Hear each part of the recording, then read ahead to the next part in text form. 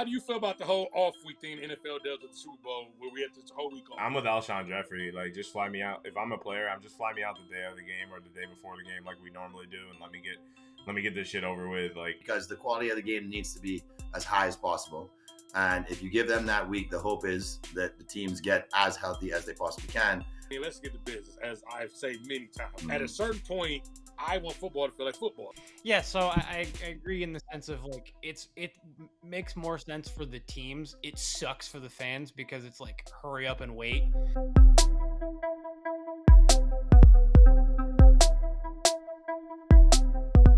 We outside. The champ is here. The year is starting to come in. We're still celebrating. I know everybody says that was a long time ago. No, it wasn't. We got a lot more to celebrate. And we're going to celebrate Cinco Squad. We're going to celebrate Ohio State some more.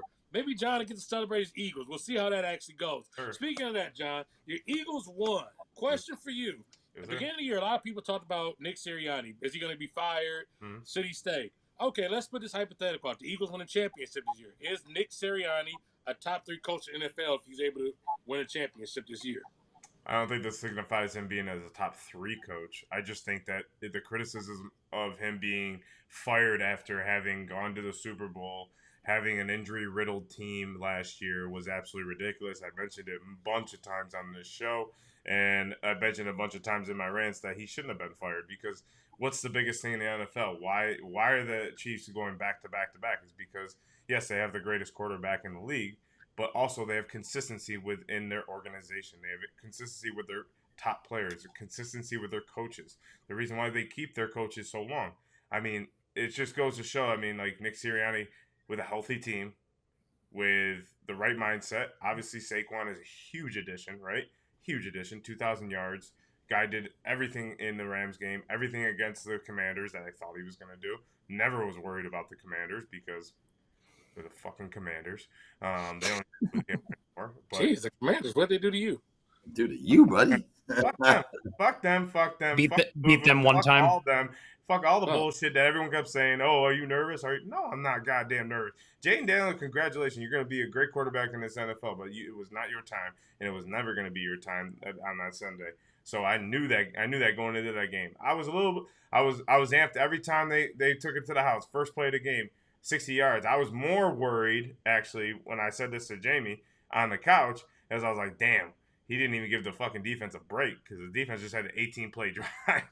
He didn't even give them a break. But now, what about the noise complaints? The neighbors. I got a text message from your neighbors. Something about a lot of screaming, making sure no one's being kidnapped. Fuck them, and they're loud ass too. So whatever. It goes to show. 3,000 props. That's a month worth of freaking stomping and everything from them too. So but no, Nick Sirianni is not a top 3 coach. I don't think this signifies that, but I think what he does is he allows the team to rally. I think a lot of outside noise, what we normally see in the media, is bullshit, and it goes to show that look at everyone who wants to trash talk Jalen Hurts after the Falcons loss. Figured it out, right? This dude figures it out. He figures it out every single time. He's a winner. So we can say all this about Jalen Hurts can't do this, can't do that. But I think Emmanuel Acho said it perfectly. We're putting him in categories that he's really not supposed to be in, right?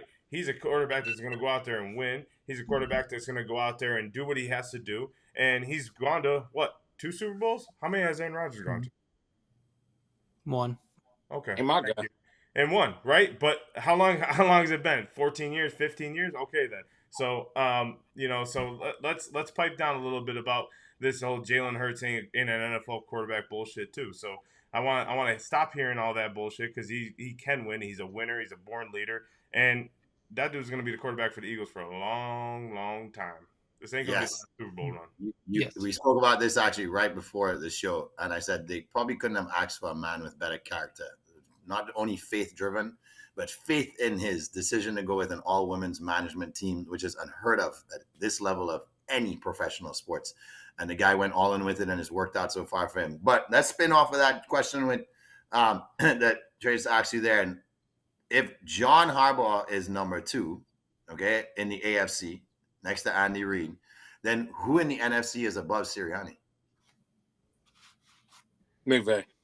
Yeah, McVay. I'm sorry. Yes, McVay. I was like trying to think of the names. Yeah, Yeah, McVay is McVay's number one. I think So McVay is. then he's 4. Huh? So then he's So then 4. Sirianni. I think it'd be fair to say Sirianni. So John Harbaugh, I think is.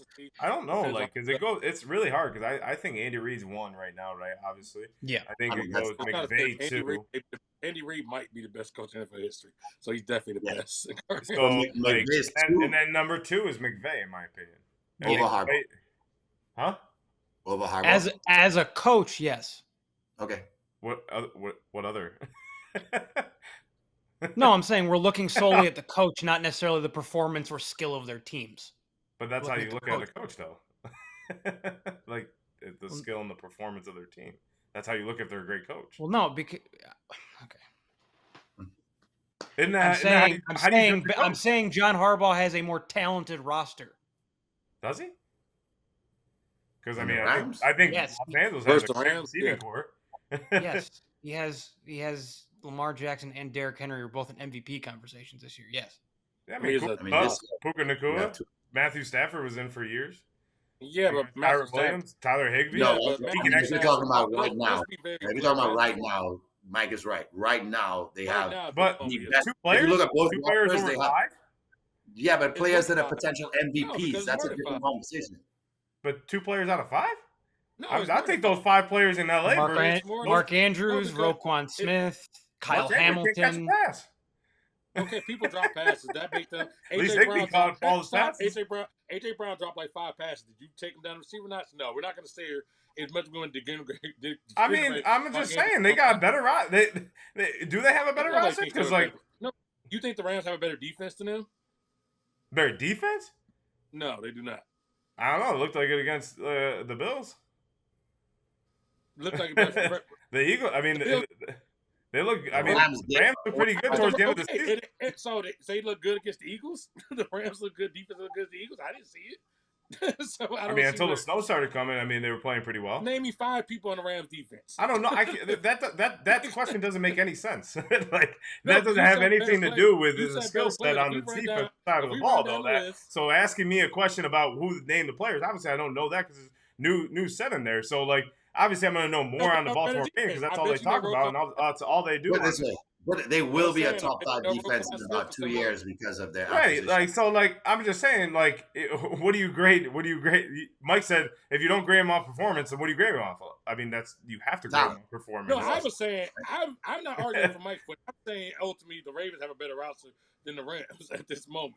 Because even if you want to say, okay, just going off 2 players, at the end of the day, one guy's about to probably become a 3-time MVP. One guy's been to 2 fucking Pro Bowls. We're not going to sit here and start making Matt Stafford the fucking second coming of Jesus Christ. I'm not saying he's second coming, but he was an MVP consideration in his prime. No, he wasn't. He's been to 2 Pro Bowls in his life. He's only been to 2 Pro Bowls. He's never been All-Pro. He's never been an All-Pro his entire career. No, he's never been an All-Pro. He's only been to 2 Pro Bowls his entire career. Stop overrating this guy, people. I keep telling people, stop overrating this guy. I'm not overrating. I'm just giving him.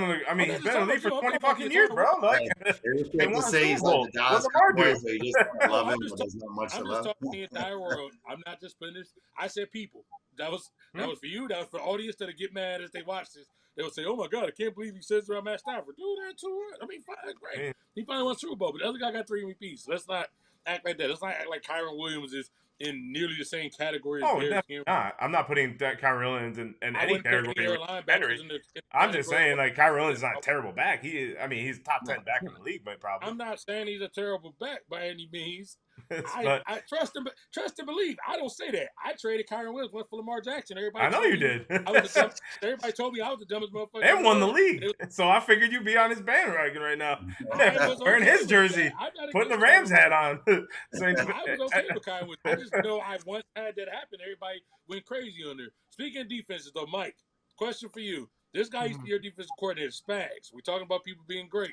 He wins a Super Bowl. Does this make him a Hall of Famer as a defensive coordinator? This would be Super Bowl 5. 4 with the Chiefs, 3 in a row, 1 with the Giants. I mean, yeah, I feel like it has to because he's not only so he's the defensive coordinator that holds an undefeated Patriots team to 14 points in the Super Bowl, and then is the defensive coordinator of the first team to win 3 straight Super Bowls. I feel like, and in a season where we've been saying it's finally on the Chiefs defense that they're winning a lot of these games this year. So yeah, I feel like it has to put him up there with those Hall of Fame coaches, and I would think it would put him in when it's his time to get the gold jacket. I feel like that would cement it, because it's just, what other defensive coordinators really have those kinds of things on their resume that aren't in? Well, technically right now, there's no defensive coordinator who's been primary Right. coordinator who's made as a coordinator. So your other people to look at would be Buddy Ryan. He has 2 Buddy Super Ryan, Bowls. number 1, 2, 3, 4, 5. But Buddy Ryan only has 2 Super Bowls as a defensive coordinator. Yeah, but he's the master, bro. I mean, you can say the same thing about Walsh, but Walsh to me is going to be better than he revolutionized the game. I'm talking strictly as somebody who made it because of their coordinatorship. Is what I'm asking this question, because Buddy Ryan only has 2. Walsh, I don't count this because he's a head coach for the sake of this discussion. So Buddy Ryan doesn't, and neither does LeBeau, only has 2. So those would be the other people that people want to player count, because that's going to be a big storyline that's going to come this week is Spags, because he sucked as a head coach, and honestly, so did Buddy Ryan. He was 500, and so did LeBeau when he was the Bills coach. So Jay, in that case, we're talking solely defensive coordinator. He wins 5. Does this put him into that category? I think he's already in. Yeah. He doesn't even need to win at this point to me. I mean, you find a way to convince America that offense doesn't win championships. Since when? You know what I mean? Like, well done, Spags. Like, the team, as everybody said, sputtered, quote unquote, losing 1 game all year into the Super Bowl because they don't score 30 points once in a year. Well, who gives a shit? A W is a W, right? But a lot of that is why they didn't have to score 30 is because of his game planning and what he's done with the talent on his roster and the lack thereof talent and developing players. So, yeah, by far, like, he doesn't even need this win. No. John, question for you. I'm sure, are getting antsy now. It is a whole week you guys stay here with no Eagles, right? How do you feel about Go Birds? You sound like I'm sorry. I'm gonna do that everywhere we go. I don't know how Birds fans find him in a freaking sauna in a gym. Hey, what do you want to eat? Go Birds. I didn't ask. I don't know. I'm fucking with you, bro. When I asked if you want chicken.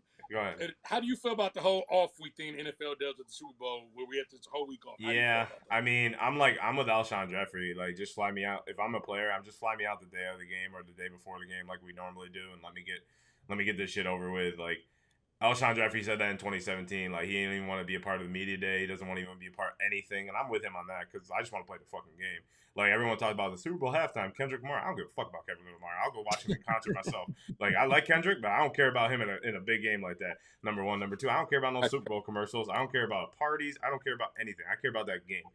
And yeah, y'all be with me, but I will be locked the fuck in. You weren't with me in 2022, and you weren't with me in 2017. 2017, I did not move from the TV. In 2022, I did not move from the TV. So yes, I will be locked in, and I don't really like this 2 weeks off. I'm like, it's like a bittersweet, right? Like, I don't like it because I'm so ready for the game, but I like it in a sense because it gives both teams full strength. I tell you all the time, I want to play the best, I want to beat the best. And the fact is, I don't want any excuses if we beat the Chiefs, when we beat the Chiefs, and say, oh, Chris Jones was hurt, Kalakafis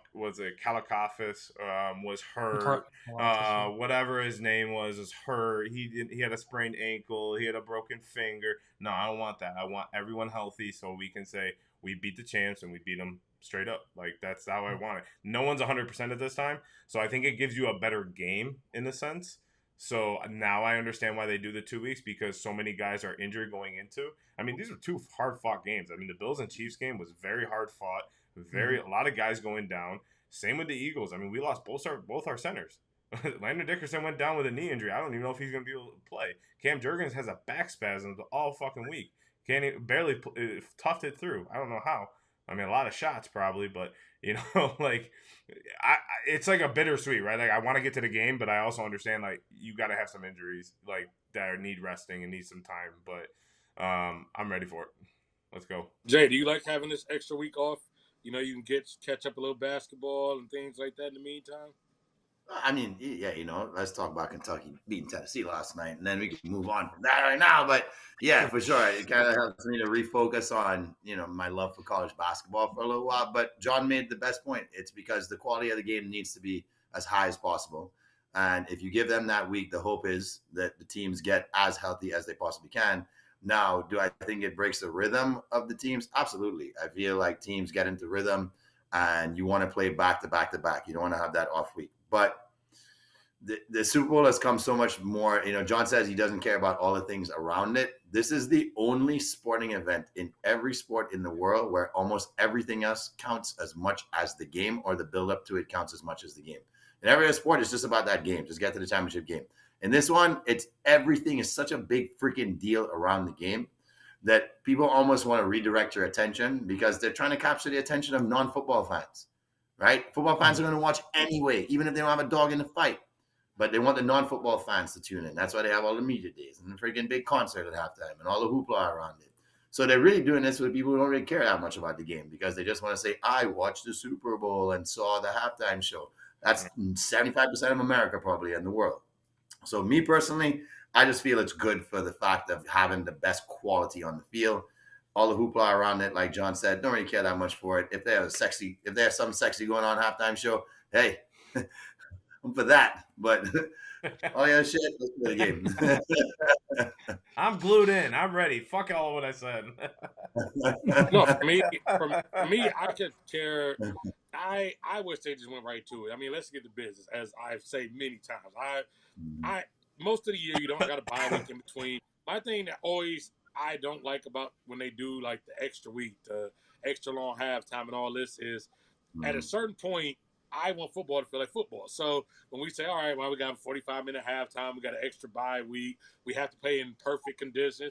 We just watched the Eagles have to go play in the snow to get here. I also watched the Bills go play a snow game. Like, I've watched all these snow games. Now it has to be optimal conditions. Well, that's not how football works. That's the same with the Super Bowl, where everybody has to be perfectly healthy. That's not how the NFL season works. We got motherfuckers. I watched the Chiefs fucking play, 4 games in 13 days? If the NFL cared that goddamn much about injuries, you wouldn't have fucking let the people get hurt back in December. You would have made sure they were fresh back then.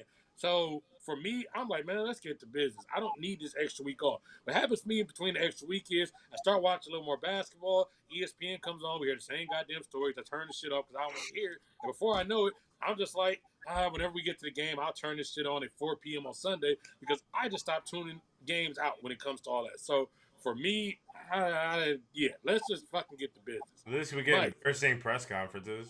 Duval. Right. Just let me. And then Jerry, did you hear the Jerry? Oh, I'm sorry, Mike. I didn't mean to cut you off, but did you hear Jerry Jones like criticize Brian Schottenheimer? Did you hear that? Immediately upon hiring him. No, like right next. Dude's sitting right there. Like no, that's what I'm saying. Like some of the first words out of his mouth. Risk I've ever taken. You tell me I don't take risks. You think I'm like, if I was sitting there, I'd be like, God damn, what did I just? Do you want me to be the goddamn coach or not? Like, he goes, he's never head coach before. I'm like, oh my God. At least we got Jerry. Brian knew what he signed up for. He comes from a great culture tree in the family. I was just like, golly, dude, you're just getting fucking ripped right now. Like, that's what you signed up for. That's why a lot of other coaches didn't go there. So like, what it is. Got some great, crazy ass press conference. But Mike, what do you think? Yeah, so I agree in the sense of like it makes more sense for the teams. It sucks for the fans because it's like hurry up and wait. Like we just want to get to the those of us that are actually like football fans want to just get to the game and watch the game because we want to watch more football. From a team and player perspective, to John's point, Cam Jurgens' back was so bad that if not for Landon Dickerson's knee injury, he was not going to play. The only reason he was dressed is because they tried to get him in pregame warmups to play, so he was already suited up. Luckily for them, he came in and gutted it out, and all credit to him. But yeah, he wasn't going to play. So I hope both of them are healthy because I also, from an outside perspective, I just want to see the best game we can. So fine, if we're getting this week off, let's get them both teams healthy so that everybody can play and everybody can have the highest quality game. But other than that, no, just give me the goddamn Super Bowl already. Jay, the playoffs. We all say it's like a different type of battle, and it's not the same thing. We just had a whole discussion about Lamar, possible MVPs, all that. All right, Lamar's gone. If we probably had a playoff MVP right now, I guess we assume it'd be Saquon Barkley. Should there actually be a separate award for a playoff MVP separate of the regular season? Abso-fucking-lutely. It has to be separate because you can't shy away from the fact that the playoffs, is when it really counts. And you want all your stars there. And the NFL almost got every single star they wanted there. I think minus Joe Burrow, they had every star they wanted in the playoffs this year. And so if you, amongst the star of stars, is the shining star, then you need to get recognized for that. And I feel win or lose Super Bowl, that should be a separate award that based on what you did, and obviously it's going to go to one player that probably made the Super Bowl from one of the teams, that on your merit, you have to get recognition for that. The playoffs should have their own playoff MVP because jump high, jump low, at the end of this is going to be debated for probably a week or two or maybe a month until it goes away. Saquon proved that he is the best player in the league this season, and that's who should win the MVP. Mike, since your boy Saquon probably would be the playoff MVP, I'm sorry, your ex-guy Saquon, sorry to rub that in. Do you feel that Saquon needs to have some type of award or whoever? I mean, you know, Terrell Davis back in '98, should he have got a special award for being the playoff MVP? Dude, it's cold. First, let me answer your question. Begin my answer to your question with another question. Does the MLB have one? Huh? Does the MLB have a playoff MVP? World Series MVP? Whatever Yes. worse. And CS MVPs. And CS MVP? Yeah, Does the NBA have one? No. Yes. Conference Yeah, they do. Eastern and Western Conference MVP. They have an Eastern Yes. Conference Western as the last 5 years or so. Oh, I had no idea. Does the NHL have one? Yes. I don't know. The NFL should have one. If all these other leagues have gotten it right, and yes, the NHL has the Conn Smythe, which Connor McDavid won despite not winning the title. The NFL should do it because if all these other leagues are doing it and you go into, especially because the NFL sometimes will give the MVP to a team that doesn't even make the playoffs or only gets through the first round if they had that good of a season. So the NFL should give one because there are guys, especially guys that step up. I mean, yes, they have the Super Bowl MVP, but there should be a total playoff MVP because football is so difficult to even get through one round, let alone get to the Super Bowl, that we should recognize these guys. And yes, this year it is Saquon. He's been running all over everybody he's played. And, you know, when it's come down to it, when the Eagles have needed yardage, you just give it to Saquon, whether it's by pass, whether it's by rush, which, just like to point out, novel concept giving Saquon Barkley the ball. It's an amazing idea. I wish someone else would have thought of it. Yes, I did. Who would have thought? Who would have thought?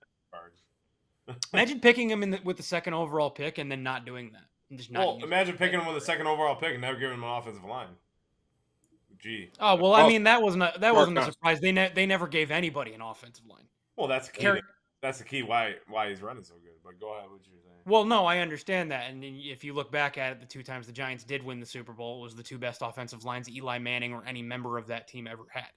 But yes, no, Saquon Barkley is the playoff MVP, and there should be an actual award for it because he deserves it, and so many guys in the past, like Terrell Davis, have deserved it as well. Your boy Nick Foles, John. I know he has a statue and everything. Big Dick Nick. Yeah, I know he has a statue. Do you think did he have got the honor of having some type of a playoff MVP, or is that just enough for? I mean, big I don't like it. No, I wouldn't give off a playoff MVP. Like Mike was saying, I didn't know any of those leagues had it because really, who the fuck cares unless you win the trophy, right? Well, you knew the NHL had it. No, I did not. I did not know that. What did you think Connor McDavid got?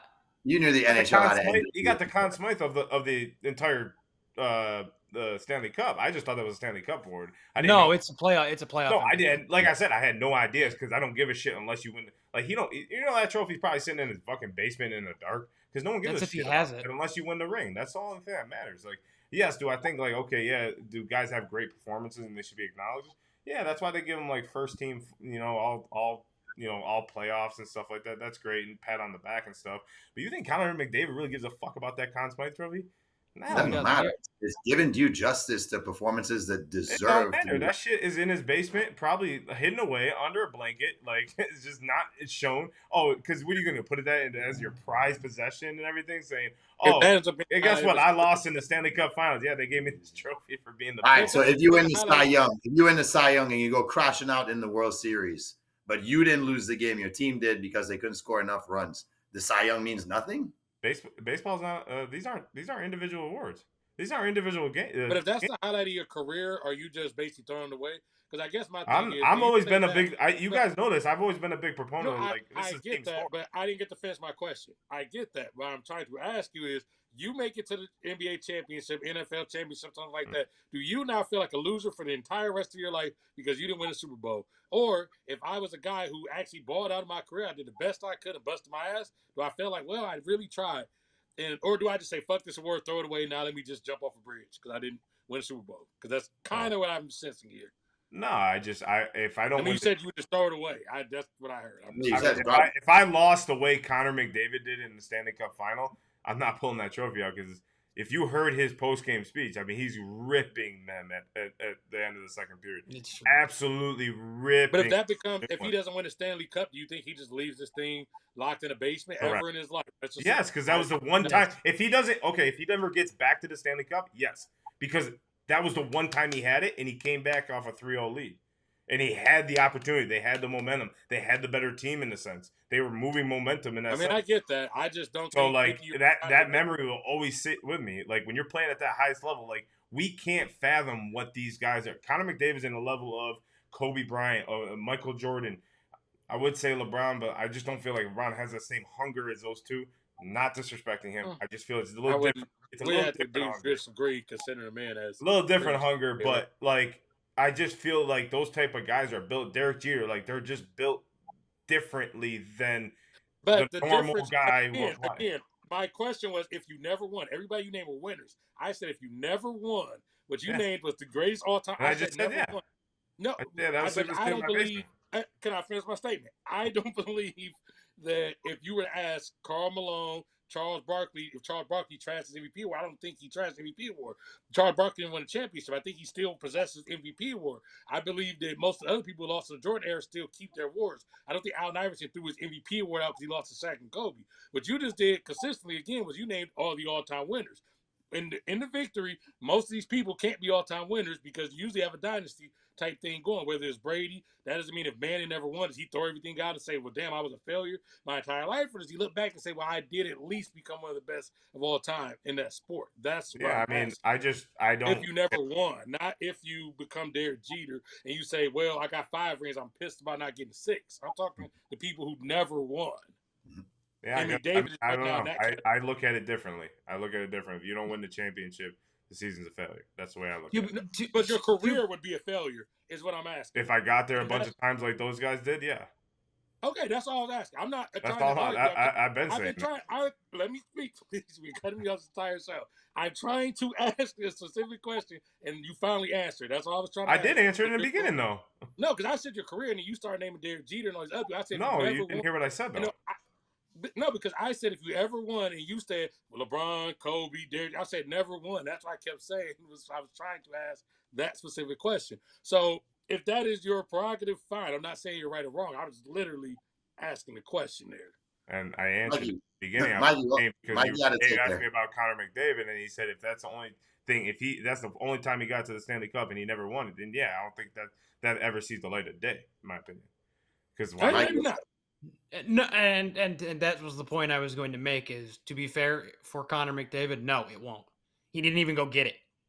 Like when they gave it to, when they announced him the winner, he didn't even go out and get it because he. Yeah, maybe not. I mean, like I said, he wasn't at his home ice either, right? Like you're not gonna go in front. No, but there are plenty of people that have gone and gotten the Conn Smythe. Now, granted, they don't normally give it to a team player on the losing team. I was gonna say, but how many times been on a losing team? I guess I don't know. I'm asking that. I don't know. Twice.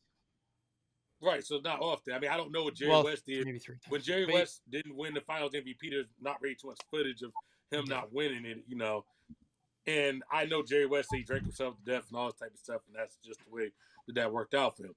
Can I ask one question? Like these awards are given after the championship, right? Most of these awards. I didn't even know the NBA. No, the conference championship was given after the conference championship. Oh, I never knew they even gave one out. It's done right there on the podium. Yeah, like they renamed it. What they renamed them to? One is Magic and Bird. Magic and Bird? Yeah. Yeah, it's Magic and Bird. And then West, Bird, East. But then ML after the thing, which normally right now has been the person who won it.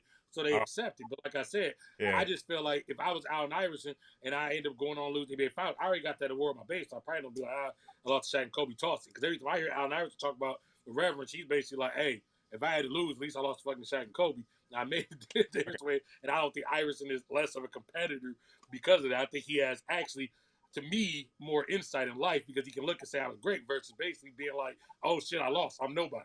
Because to me, I'm not going to say I'm putting so much into the sport that I'm now a nobody for the rest of my life. You still are somebody, even if you lose. Because just because this person won does not make them a better person than you. You still may have worked harder. Maybe that person deflated football. Maybe that person had a camera out there spying. Doesn't make you a better person. Mm-hmm. Bill Belichick. Anyways, Mike, you said you had something on your mind about the playoffs. Yeah, so we talk about kind of the playoff MVPs and the week off and things like that. So obviously when the NFL takes this week off, what do they have? They have the Pro Bowl, or as it's now known, the Pro Bowl games, which is really stupid. But looking back all the way to the first ever Pro Bowl game, so it was scheduled to take place January 15th in 1939. It's actually at Wrigley Field in Los Angeles, because there used to be a Wrigley Field in Los Angeles. It was the first Pro Bowl. And actually back then, instead of AFC and NFC, because those didn't exist yet, being that we haven't had the NFL and AFL merger, it was actually the 1938 NFL champion, New York Giants, playing an all-star roster of the professionals, which was determined by a fan vote. So Giants that year went 8-2-1. They beat the Packers 27-13. The title game, the all-star roster actually wasn't just NFL players. There were a few players from two local independent pro teams in LA, the LA Bulldogs and the Hollywood Stars. Quarterbacks for the All-Stars that year were Washington Sammy Baugh and Green Bay's Cecil Isbell. Also, the All-Stars were led by co-head coaches Ray Flaherty from Washington and Gus Henderson from the LA Bulldogs, the independent team. So, and actually the All-Stars thought they were going to win, but they didn't. Hey, Mike, real quick, run those teams. What was those team names again? The local independent teams? Yeah. LA Bulldogs and Hollywood Stars. Quick question here. Yes. Utah, you're getting a hockey team. We're down to 3 team names here. We need to take a vote. This is very important here. The finalists for the Utah hockey team's name are the Utah Hockey Club, the Utah Mammoth, and the Utah Wasatch, if I'm pronouncing that right. What's the last one? Wasatch. I think I'm pronouncing that right. It's spelled Wasatch. It's some type of a lake. Yeah, because they can't do Yeti. Yeah.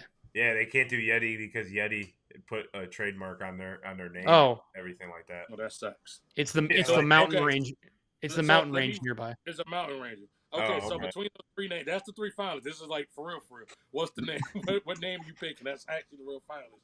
Jay, what name are you picking between the Utah Hockey Club, Utah Mammoth, and the Utah Wasatch? Can I take a mulligan? Can I pick one for them? Going to be in the NHL soon. This is not a. I'm not making this up. So we need votes here. Our vote counts. Single squad. I guess the Mammoths, because I think they could put some cool shit on a hat or jersey. I don't know what the hockey club is like the worst. I mean, did they pay somebody to come up with that idea? I think a 6-year-old could be like, make it a hockey club. That's their name now. It's like the Washington football team. They basically. I get it, but they're actually voting on when they keep it. That's Utah hockey. That's it. Like that's Utah hockey. That's your vote down? No, I'm going the Mammoth. I don't even know what the Wasatch is. Like, damn, like you couldn't have come up with Wasatch. Right? That could be their entrance, right? I could go do a remix again with that name. They gotta make that name. So every time they come on the ice, my God, they could have came up with anything, right? Like, wow, that's just terrible. I was cool with the Yetis. Name you got? Yeah, so like first of all, I know when they released the original list, there was a lot better options on there, including the Yetis, which I think they'd be going with if it wasn't like it got blocked by Yeti. Yeah. Which sucks. Like, come on, just make them your main. Like, offer them to be the main sponsor, and then move on. But I mean, so part of me wants to pick the Wasatch, but only under the condition that it is the PA announcer is hired to betray, so that I can hear him say that a bunch more times. It's the way he's saying it is great. Hire the man. Welcome. Here comes the Utah Wasatch. Maybe. I guess it's pretty No, fair I about mean, I that. think of that list, the only logical choice is the Mammoth. It's the only one that sounds any sort of pro sports team Hey, Mike, whatsoever. you remember that stand-up comedian that said, "What if we pronounce every letter?" The what's that? Oh, yeah. Michael McIntyre. Sarah. What is it? So it's a. I'll have to show it to you. It's his name's Michael McIntyre. He's a British comedian, and he says he proposed because the English language has all of these words that have silent letters, like all of the words that start with K's, but you don't pronounce the K. It's like knickers and knitting and things like that. Knife. Yeah. He proposed that we have one day a year called Silent Letter Day, where all the silent letters come out to play, and we have to pronounce all of them. So it's part of it is saying people's names. Sarah. Sarah.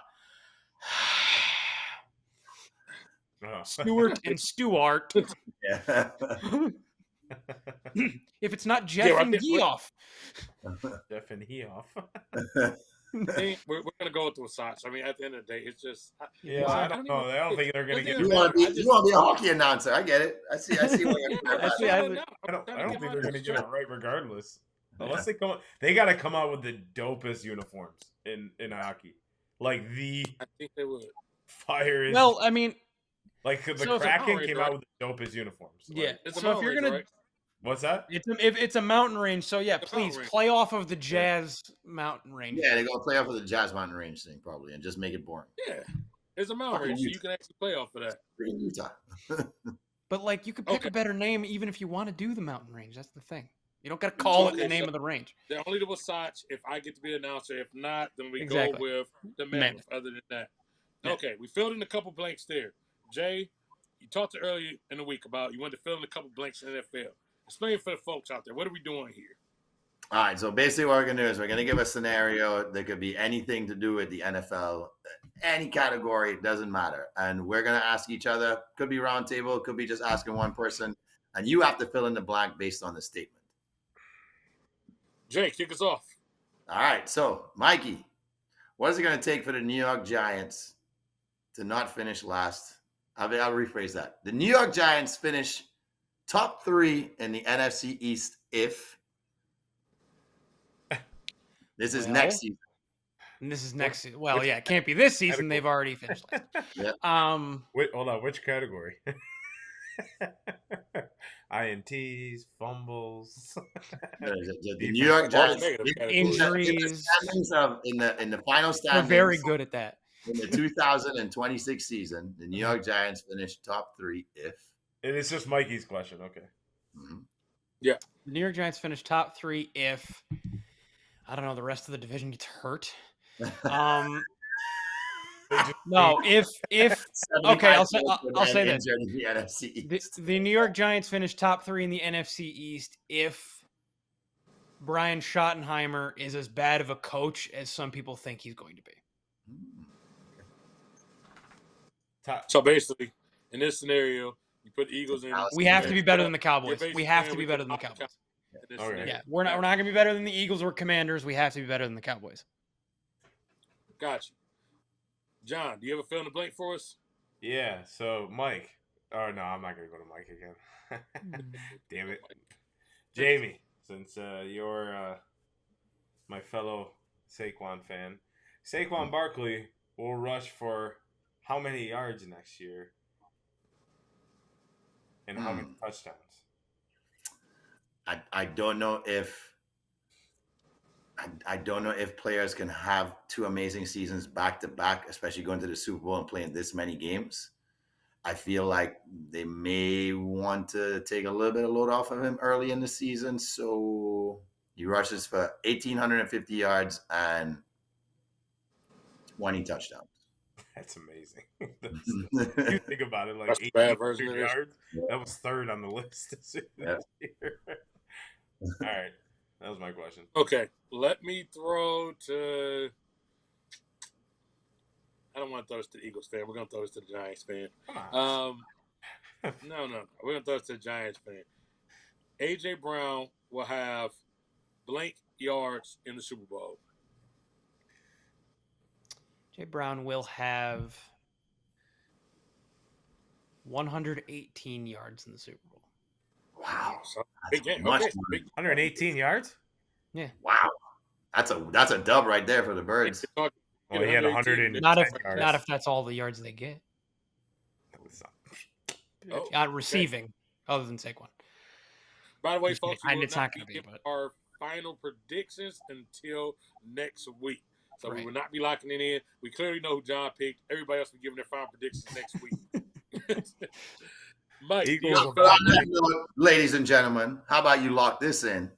Yeah. Here's my lock of the week. Tickets to college basketball this weekend. The Tennessee Volunteers are desperate for a win.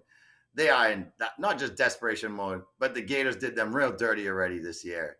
And the Gators come marching in town again. And Tennessee will win outright. Take Tennessee on the money line to beat the Florida Gators this weekend.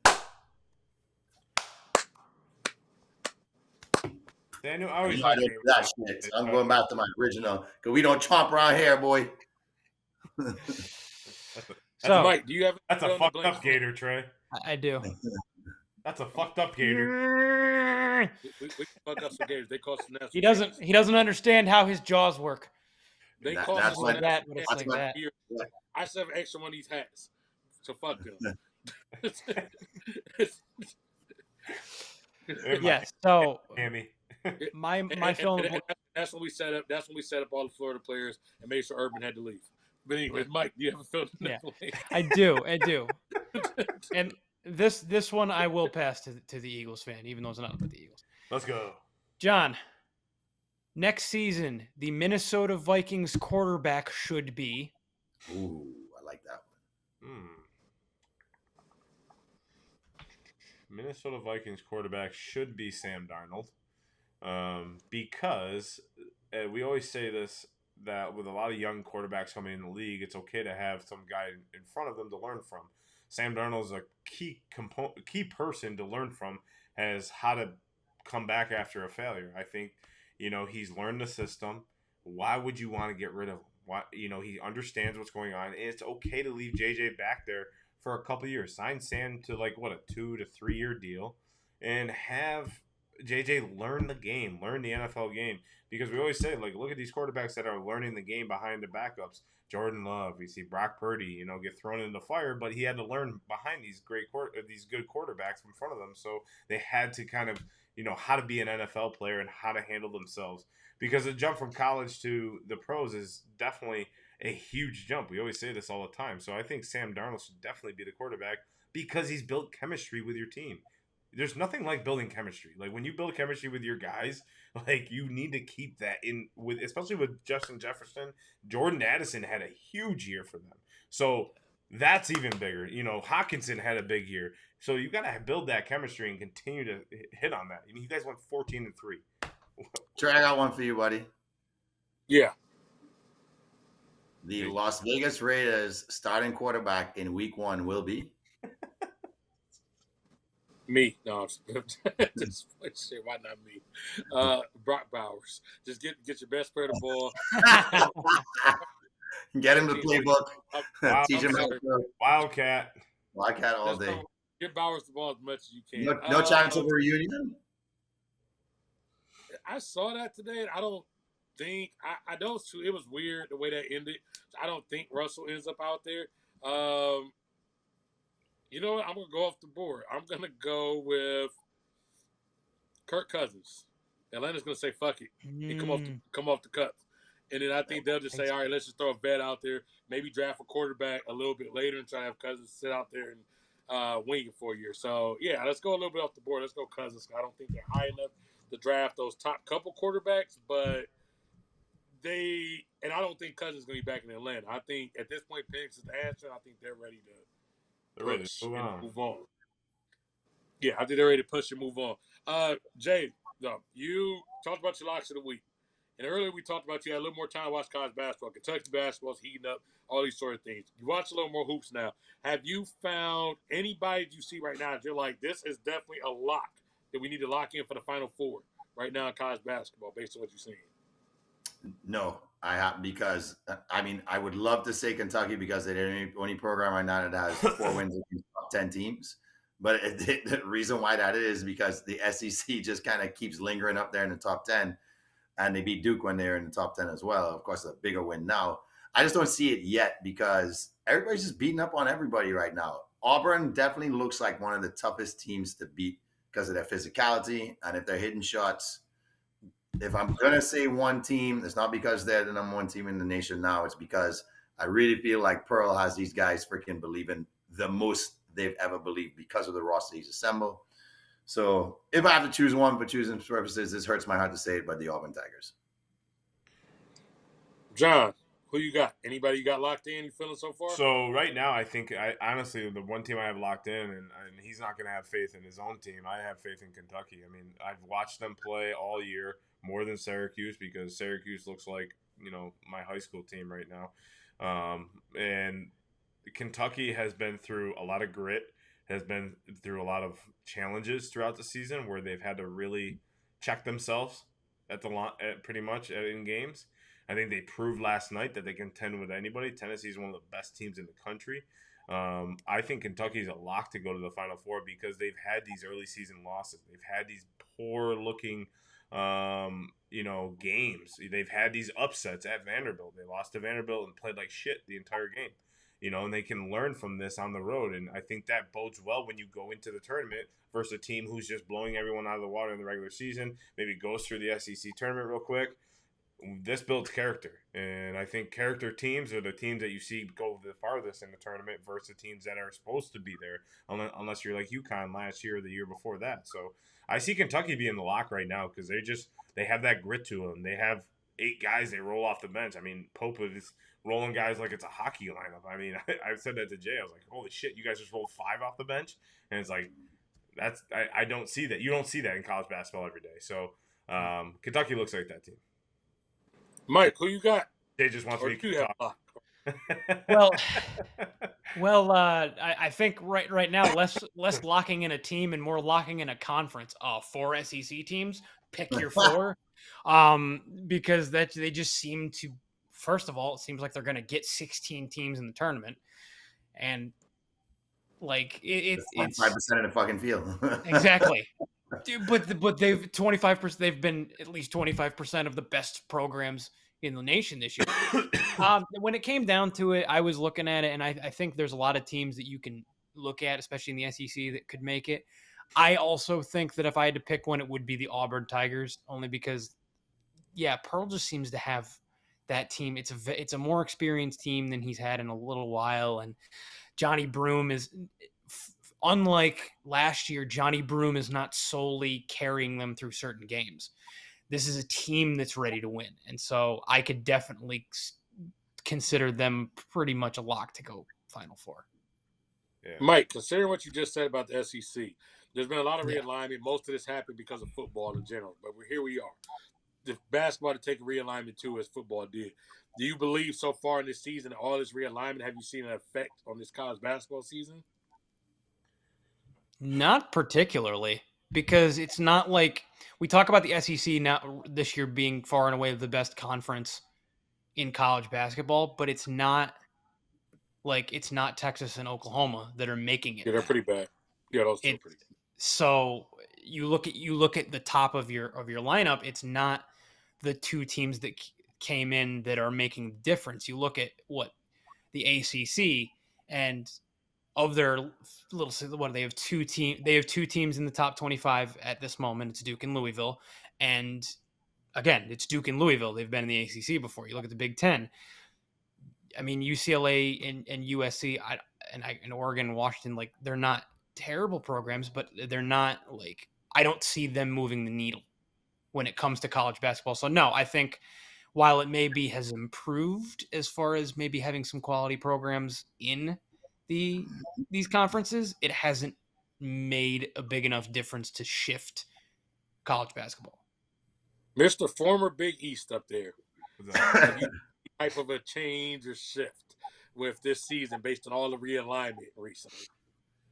I mean, like I said, Syracuse is atrocious right now. So I have no idea. But number one, they should never left the Big East. I'll just say that. But Agreed. I don't think it affects his basketball as much as football. I think we're seeing the top teams still considered to be the top team. Like Kentucky, Auburn, Iowa State, Kansas, North Carolina's up there, Duke's up there. You got those big blue bloods up there, and they're still doing what they normally do, right? So where in the realignment, I think we saw some teams kind of sprout up, and it's like, oh, okay, SMU now is showing their light, right? And then we see like Texas take a huge jump, in the limelight even more than they already were, and you're just seeing teams a little bit more in college football because I think that's what it's supposed to benefit is college football. The realignment in college basketball, I think it's just because there's so many teams and there's so many more conferences, right? So it doesn't really affect it. I mean, St. Bonaventure is what, Mike? Like they have 4 losses, I think. Yeah, something like that. Yeah, no, they're having a good year. They're a really good year, and there could be a contending team out of the A-10. So it's there's a lot more conferences in college basketball that the realignment doesn't really affect it. It just looks weird. Like tonight or last night, Syracuse went to Stanford, right? So that's weird to me. I don't usually see in that conference play, right? So it's just a little more weird to see these teams playing each other in conference versus it affecting the rankings or the teams or anything like that. I'm kind of surprised it hasn't affected as much. Something I am looking forward to, I'll be interested in the long term of this. When Oregon, let's say, has to go across and go to Rutgers, it's like, okay, this is one time a year when it comes to football. But now we're going to start having what you just said. Stanford has to go all the way out to Syracuse, then maybe go back to Stanford, and then come back across the country. Right. And basketball season is much longer. So I'm wondering, especially for the players in the long run, how this will affect some of the recruitment. When your family can't come to games because my family is from California, they can't keep coming across to New York and then go back and then come back again to go to Carolina and then go back again and come back to Carolina to play. Like that's going to be it's one thing to try to figure out in college football when, okay, maybe you have to do this 5 or 6 times, but you still can drive a different amount. That's something in college basketball I think that's going to have to be reworked, and I'm really interested to see how that plays out. Just one thing. I mean, I think the only conference that benefits in that sense is the SEC because if you think about it, the only 2 teams that are really outside the scope is going to be Texas and Oklahoma. The rest of the SEC is basically like in the same dominant area. And that's not even that far. And it's not that far, right? Still in the South. To your point to that, basketball is a quicker turnaround. Like we'll play Wednesday, but Syracuse plays also Saturday, so Syracuse got to come all the way back. And they play at home now, so they got to come all the way back from Stanford in California on Wednesday night and come play on Saturday against I forget who, but you know what I mean. So I to your point, it's a quicker turnaround than football where you're not having that week-long or 2-week-long break between. I'll tell you 2 areas where it's failed so far in the Big Ten because I think they thought the addition of UCLA, USC, and Oregon may have added some kind of blitz to the conference, and it hasn't so far.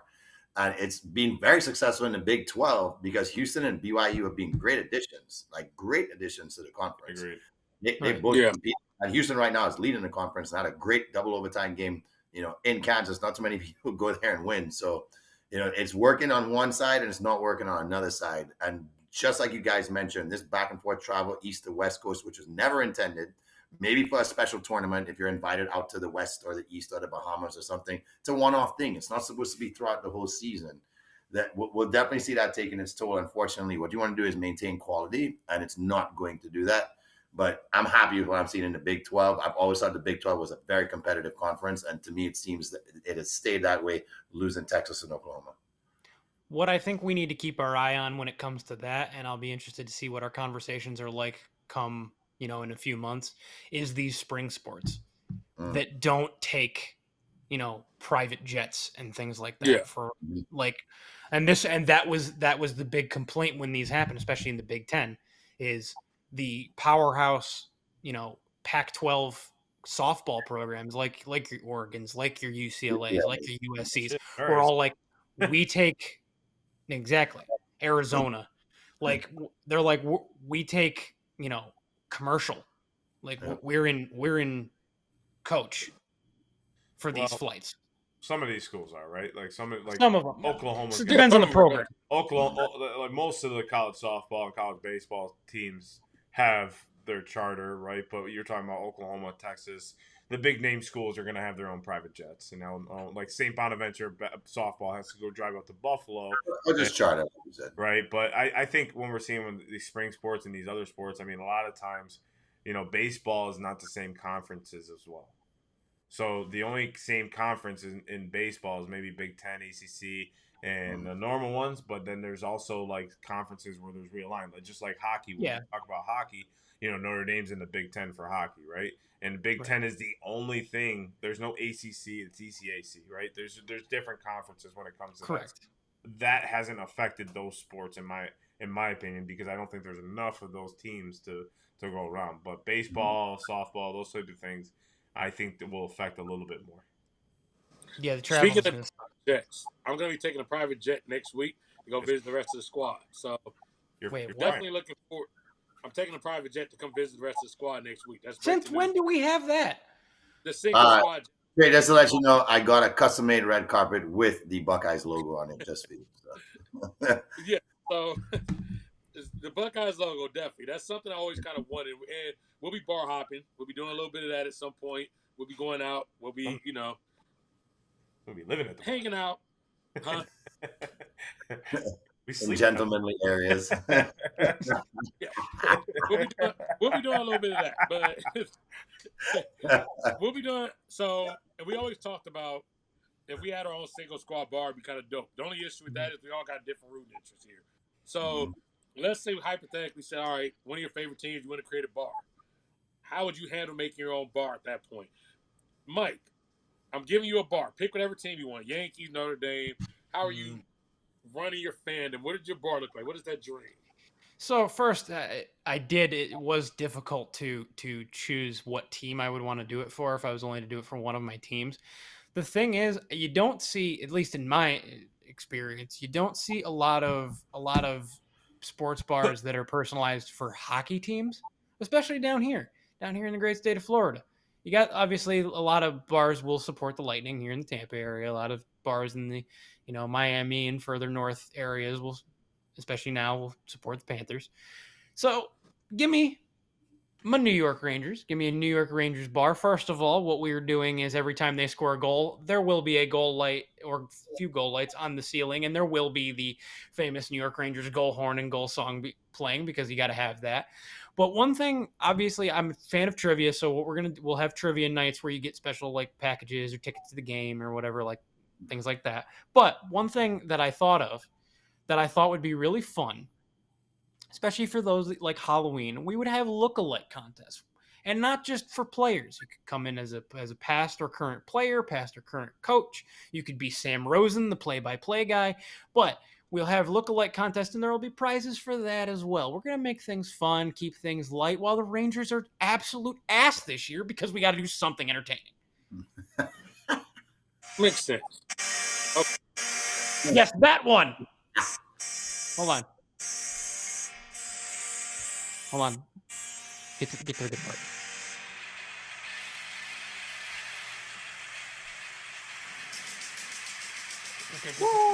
Whoa! Yeah, See, you're exactly. Imagine an entire bar. Let's go Rangers! Yes, it is pretty electric when you see it in the playoffs. When you see the Rangers hold the whole garden just goes up. I mean, I was like, oh, that's pretty cool. Yeah. It's pretty cool. Though. Not gonna lie. Sorry. So imagine. So that's what the main thing I want is. I want that kind of a feel in the bar. Is like that whole like everybody gets up and cheers and does the chant and all that. So I think that would be really fun. Okay, Jamie always says that John has 8 million favorite teams. So I'm sure you had a hard time figuring out which team you're going to pick, John. Which team and what bar theme are you going with? Yeah, so like when I think about this, I think about it more as a business owner than I do a like sports fan. So I think about my teams and like who has the biggest fan base out of all my teams. Obviously, the Yankees being one of them, right? Being the biggest fan bases. But when I think about football is king, and you find Eagles fans anywhere, right? And if you started, and I mean, I found one in Nashville, right? That they do a phenomenal job about it, and I think it's really cool what they do. They do giveaways, jersey giveaways. They do helmet giveaways. They have all these different types of prizes. They have people come up and design shirts with their bar logos on there in the Eagles colors. That says like Tin Roof on it. I wore it on one of these shows before, so I would have to go Eagles because I just think NFL is king. And as a business owner, I want to try to attract those 18 weeks are going to be the most important of my bar, because it could generate.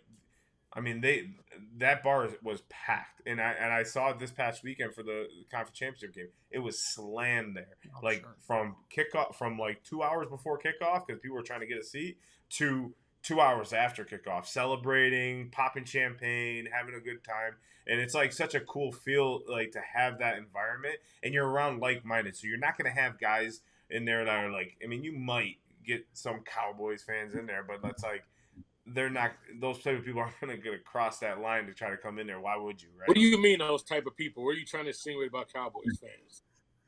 They're assholes. What do you mean? Yeah. Straight up. What do you people, Cowboys? you Cowboys fans. I just think NFL, like, I'm thinking more as a business owner, like what's going to generate me more money, right? Yankees games are going to be tough because it's 162 games. You're not going to pack the bar every game, right? Hockey is going to be very difficult because it's 82 games. Same with NBA. You know, hockey would during the NHL playoffs. Yeah, you got a point there, Mike. But I think just having a bar for 18 weeks, we always say it's king. The next one would probably be Michigan off of that. Because, again, shorter season, more enticing for someone to just be like, all right, I got 12 weeks. This is my bar. Make it home. Make people sign up for memberships. You can do different things. And I think that's one thing I would do is sign up like for memberships. So, like, you have a chance to do some raffles. I would try to get some key players to come back or come to the bar to try to really, like, have like autograph session or like, hey, you'll get this, you know, Brian Dawkins signed jersey and you get to meet him, like type of thing. So, shout out B-Dawk. Jay, which one of your teams you picking and what are you doing here? What's your business? Oh, so many great choices. The thing about, as you guys, you know, we'll use him like a term here, right? When it comes to a soccer team, all the fans want is pour me a pint and get the fuck out of my way so I can watch the game, right? They don't care for the antics. They don't want fancy. They'll show up regardless, but they're so simple when it comes to what they want, right? I thought maybe we can create like this avatar world with a blue jungle with the Wildcats and like really have this like amazing fan experience. But you know what, man? You know what's cool about being a Bucks fan? If you've ever been to Biloxi in Mississippi and you've ever been on the ships where they have the casinos and the floating casinos, that shit is freaking awesome. I don't understand by now why there's not a docked pirate ship that becomes the biggest pool party in Tampa every fucking Sunday when the Bucks are playing. And I'm talking wild, all right? You have your ship, you board the ship, they have incentives as soon as you board the ship. If you're dressed up like the best pirate or whatever it is, you drink free for the whole damn time, or you and your table drink free, right? Every time that there's a touchdown, the Bucks Stadium does the cannon thing, right? You're going to have a whole different slew of ideas you can do around the pirate theme. But, I mean, people in Tampa already embrace this. They wait once a year for Gasparilla and go fucking all out. Imagine they could do it Sunday after Sunday after Sunday after Sunday. And that has the coolest part. You put a pool in the middle where you walk the plank, and the most obnoxious freaking fan in the opposing team jersey gets literally forced onto the fucking plank and gets pushed in. And that motherfucker is going to be wet, man or woman, for the rest of the game for being that obnoxious idiot. David just wants a one and done, pretty much. He would have lost. He wants a one and done. So he wants to go out with a bang. Guys wants to be like, fuck it. Everybody will want to come to the Bucks pool party, whether they're a Bucks fan or not. Man, that shit would get shut down so damn. On the water, baby. That shit would get shut down so damn fast. You know how many people would be thrown overboard? Guys, I think we just learned that Jamie doesn't want to own a bar. He wants to literally be the captain of a pirate ship. Yes. Because he's very aggressive towards a... Throwing opponents off the fucking bow. All of a sudden, it turns from a bar, the docked ship undocks itself, and then he goes out and begins to pillage naval ships. By that right. First base. The Navy ship McDill would blow me out the water in 0.5 seconds. Yeah, you'd have to let the Air Force base know that you're firing cannons just in case. No, that's why I said we won't force. We won't do that. That's we'll have our own thing. We're getting shot at. All of a sudden, Jamie pops out of the crow's nest. Prepare to be barded. Jamie, Oh, it's the man. cannon from the fake pirate ship at the football stadium. It's All not. right, Trace. So, of course, behind you veils the entrance course. to your bar. So, tell us what else we see when we walk in. Yes. But what better bar to have than a bar called the world famous bar? That'd be the name of the bar. And of course, it would be the Ohio State theme. We'll have Mike. Mike, I'm trying to give you a job here. I'm going to have Mike be the PA announcer when it call for last calls and everything. So I'm guessing part of the contract is that I'm required to always do it in a Gus Johnson impression. Absolutely. If you do not, okay, I can agree to these terms. Yes, that's absolutely part of your contract. So of course you walk in. I would like to have one TV dedicated just to show classic moments. So they're just showing like championship games, fun highlights, Heisman Trophy performances, things like that. There'll be another scoreboard on the side that is a countdown always to the Michigan game, because in real life they actually have that in the actual practice facility. There's always a running clock to the Michigan game that ends right when the game starts, and it starts right when the last game ends. So that has to be just running at all times. That actually is an Ohio Both State. locker So rooms. Yeah. Yeah, that's actually in the locker room there. So, as somewhere you have to have a life-size Brutus so people can take pictures with Brutus the Buckeye, because that's of course needed. The floor would just be a big football field. The ironic part of this is, if you've ever been in my basement, my floor is actually a big Ohio State football field. So I've actually created this my actual real-life basement bar. John's been here before he's seen it. It's literally an Ohio State field that I actually walk around on all day when I'm in my band cave down here recording. Also, I would, and most bars do this. It's not like I'm reinventing the wheel. There'll be some type of like special drink. So like there'll be like a Troy Smith margarita or something, or a Jack Sawyer. Jack I don't know. Jack Sawyer or Jack and Sawyer Coke. Jack Sawyer Jack and Coke Sawyer. Yeah, so there'll be like different player themes for the different drinks or whatnot. So yeah, definitely Ohio State theme. That's like the big thing. We put it down there in Columbus, and then we try to make a franchise. There's a lot of Ohio State fans around the country. Ohio State is one of the biggest fan bases. You start off down there in Columbus, and you can expand. Before you know it, you got the Ohio State Bar of California, the Ohio State Bar of Ann Arbor, Michigan, because we know Ann Arbor. We know you're there with us deep down. We can put one right there. I think if you're going to do you know what? Actually, let me finish this. All right, we'll go right there, and we'll plant a bar right in the middle of your goddamn city. So you want to plant goddamn flags. So I knew that. Yeah, I felt that. You guys should have grass turf so we can plant our flag better. You won't be so inconsiderate. Because goddamn it, you know what? My hat's new. Yours is old. My hat is new. Your hat has dust on it. It is old now. His hat's upside down. Your hat's upside down, by the way, John. You drink too much of the Ohio State bar. You know what's crazy is the logo. The logo's upside down. Yeah, we never noticed it until someone pointed it out. Yeah, the logo's upside down too. I never noticed that. All the way in, right? Go Bolts.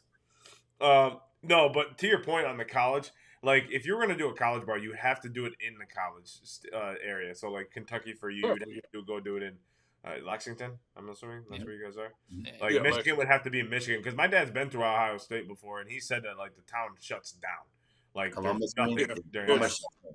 so like you would have to almost do it unless you had like a major school like Ohio State, Michigan, Georgia, Alabama, where you could bring those fan bases, and you got to be localized too. But that's pretty sweet idea, minus the Ohio State stuff. Actually, no, I think we all have some good. Put another team in there, and it's great. You know what I just realized about John's cap? It kind of looks like how you would spell the name for the potential Utah hockey franchise, right? The what Washington's like you look it upside down, it looks like it just spells something very right. Maybe that's what they do. They have upside down logos. Yeah, maybe that logo just be upside down letters. Maybe I really don't understand the whole upside down lettering. That must be a new thing. I mean, who would have thought? It's a trend. It's a trend. Letters upside down make millions. It appeals to you. It's a trend. It's a trend right now. Winning for me is a trend. My Ohio State Buckeyes won. Last week I won Stump the Squad. You know what we're gonna do again? We're gonna win Stump the Squad again. So what time is it, guys? Time for Stump.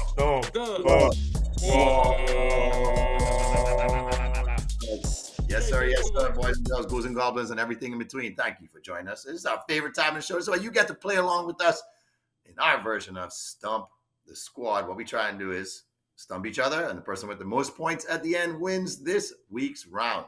Give yourself +2 if you want to play along with us if you get it right. Give yourself -2 if you get it wrong.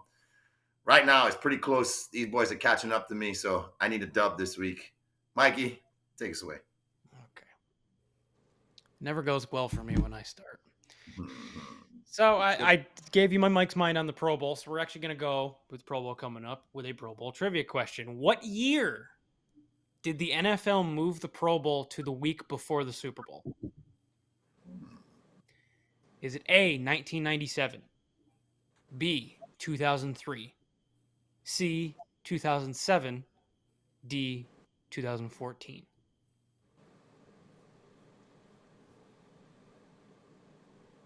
Two 2003. Think about this. So again, for those at home, question is, what year did the NFL move the Pro Bowl to the week before the Super Bowl? 2014. Like, when did it become official, you're saying? And that's when it just stapled in as that's when the NFL officially made it played the Sunday before, or played or taking place the weekend prior to Super Bowl weekend. 2007. This week, I have successfully stumped John and Grandpa Jay. It was 2014. Really? Yes, it was far more recently than I think anybody realized. I remember. Yeah. I tried to put myself in the shoes to remember where I was at when some of these myself. I remember this. And I said, all right, 2014 has to be around there. I stopped watching completely. So, that's where I did the math. Yeah. Because as a kid, the Pro Bowl seemed so cool. Then it got worse and worse. And I kind of stopped watching in high school. And by college, I was absolutely done with the Pro Bowl. Oh, 100%. I feel like almost every NFL fan in high school loses. I got free tickets last year and I didn't go. Yeah, David has to pay me to go to that thing. Yeah, exactly. Mike, who do you want to go next? Well, we gotta slow the momentum. So trade A. Okay, so earlier I talked about my guy Kobe Bryant, one of our late great best players of all time. How many 40-point games did Kobe Bryant have in the 2005-2006 season? 19, 22, 24, 27. 24. 22. You bastard. Yeah, 22. Okay, so everybody kind of went at once. 22 for Mike, John. 22. 22, Jay, 24. Okay, so today I successfully stumped the squad. Mike, 27. Go with your number, bro. It hasn't worked all year. It was finally actually 27. 27 times Kobe had 40-point games in that season. Balling. Did he win MVP? That was that year. Okay, good. I feel like I can't. Let's go with John. All right. So one second. I threw my phone earlier. That's why I left the screen because I forgot it was not here. Which team has played in 4 Super Bowls and never held a lead? Is it the Minnesota Vikings? Is it the Buffalo Bills, the Tennessee Titans, or the Carolina Panthers? Carolina, Tennessee, Buffalo, and who? Minnesota? Minnesota Vikings. Yeah, it's the Vikings. Have the Vikings played in 4 Super Bowls? I want to say the Bills had a lead because the Giants needed a kick to beat them, so they had the lead. So, yeah, the Vikings. Well, I successfully stumped no one. It is the Vikings. Mm-hmm. All right, so cockiness, both. Let's get an update. Bitches. Score update. -4. 0 for Mike. 0 for me. -4 for you. 4 for I think Trey won. No, Trey. I need Trey to get it wrong, and I need to get it right. Yeah, you have 0. That's what I was about to say. All right, so we'll stick with the gridiron. Super Bowl theme. We know that our guy, Patrick Michael Jeffrey John Mahomes, just joined some very exclusive company. He joined John Elway as the 3rd quarterback to start at least 5 Super Bowls. But I'm going to take it back 1 Super Bowl. Can you tell me how many quarterbacks have started 4 Super Bowls in the Super Bowl era? Is it 5, 6, 7, or 8? How many what? You bastard. How many quarterbacks have started at least 4 Super Bowls in the modern Super Bowl era? Is it 5, 6, 7, or 8? 6. That's how I was laying it. I go with my gut 6.